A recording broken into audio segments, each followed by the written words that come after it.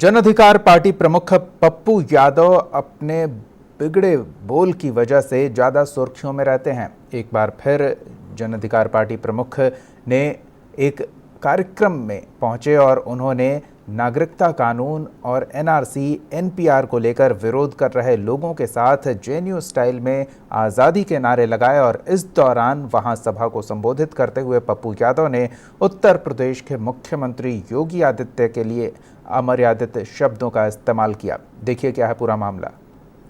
जन अधिकार पार्टी प्रमुख पूर्व सांसद पप्पू यादव के विवादित बयानों का सिलसिला थमता नहीं दिख रहा। इस बार पप्पू यादव ने उत्तर प्रदेश के मुख्यमंत्री योगी आदित्यनाथ के लिए अमर्यादित शब्दों का प्रयोग किया है।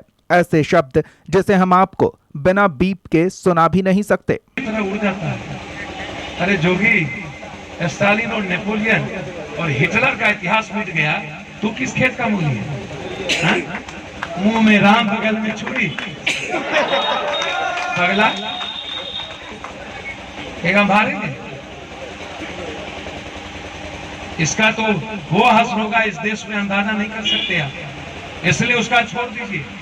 दरअसल पप्पू यादव समस्तीपुर में एनआरसी और नागरिकता कानून के खिलाफ आंदोलन कर रहे लोगों को अपना समर्थन व्यक्त करने पहुंचे थे। इस दौरान संविधान बचाओ संघर्ष समिति के बैनर तले अनिश्चितकालीन आंदोलन पर बैठे लोगों के साथ पूर्व सांसद ने जेएनयू स्टाइल में आजादी के नारे भी लगाए।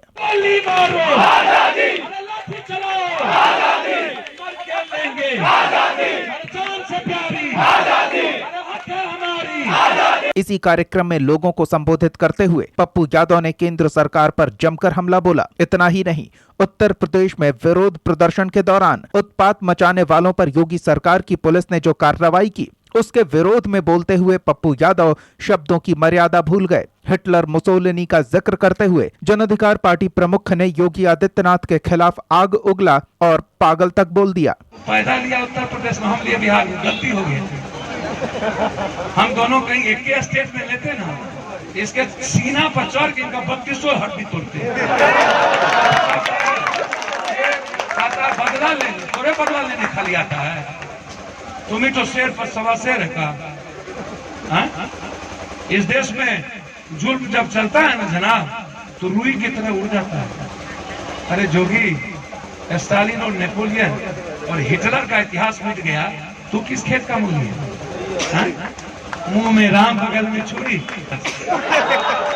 पगला एक हम भारेंगे। इसका तो वो हश्र होगा इस देश में अंदाजा नहीं कर सकते आप, इसलिए उसका छोड़ दीजिए।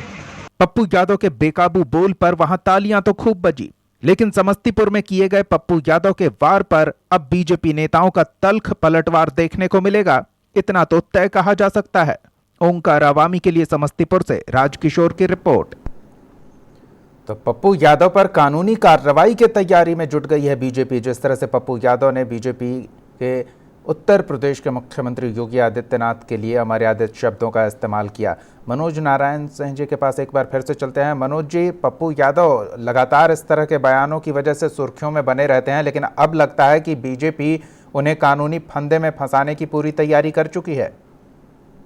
देखिए दीपक जी, चुनावी साल है, बिहार विधानसभा का चुनाव होना है, सारी विपक्षी पार्टियां सत्ता की कुर्सी की होड़ में लग जाती हैं। तो ऐसे में चुनावी दंगल में कुछ भी हो सकता है। और इसके पहले भी जब जब चुनाव हुए हैं, ऐसा देखा गया है कि जो जुबानी जंग चलती है उसमें सब कुछ जायज होता है। लोगों का यही कहना है कि जुबानी जंग में सब कुछ जायज होता है। बहुत सारे नेता ऐसे होते हैं जो अमर्यादित शब्द का इस्तेमाल करने में कहीं कोई कुताही नहीं छोड़ते। पप्पू यादव ने जिस तरह से एनआरसी को और सीए मुद्दा को लेकर के बिहार का दौरा कर रहे हैं, उसी कड़ी में कल रात में समस्तीपुर पहुंचते हैं वो, और आकर के योगी आदित्यनाथ पर वो जमकर बरसे।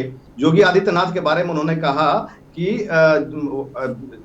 यूपी में जिस तरह से योगी आदित्यनाथ ने किया है वो कहीं से ठीक नहीं किया है। बहुत अमर्यादित शब्द का उन्होंने इस्तेमाल किया।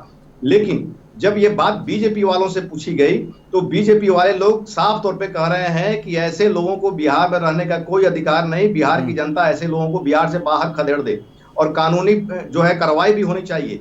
क्योंकि योगी आदित्यनाथ ने जो कार्रवाई किया है यूपी में, जो भी आंदोलनकारी थे या हिंसा का रुख अपनाए थे, उनके खिलाफ में जो कानूनी कार्रवाई, जो प्रक्रिया जो अपनाई गई थी, ये कानून संगत प्रक्रिया अपनाई गई थी। और इसके खिलाफ में बोलना, कहीं ना कहीं अमर्यादित भाषा का इस्तेमाल करना, ये कानून संगत नहीं है। इसलिए ऐसे व्यक्ति के खिलाफ में कानूनी प्रक्रिया होनी चाहिए। अब तो ये समय बताएगा कि बीजेपी वाले कह रहे हैं कि कानूनी प्रक्रिया होनी चाहिए, ये तो वक्त बताएगा कि कितना कानूनी प्रक्रिया हो पाएगा।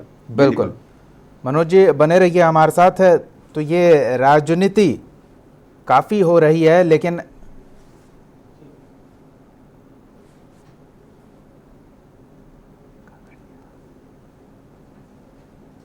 कानूनी कार्रवाई की बात कही गई है बीजेपी द्वारा। देखते हैं बीजेपी क्या कार्रवाई करती है और क्या पप्पू यादव पर कोई फर्क पड़ता है।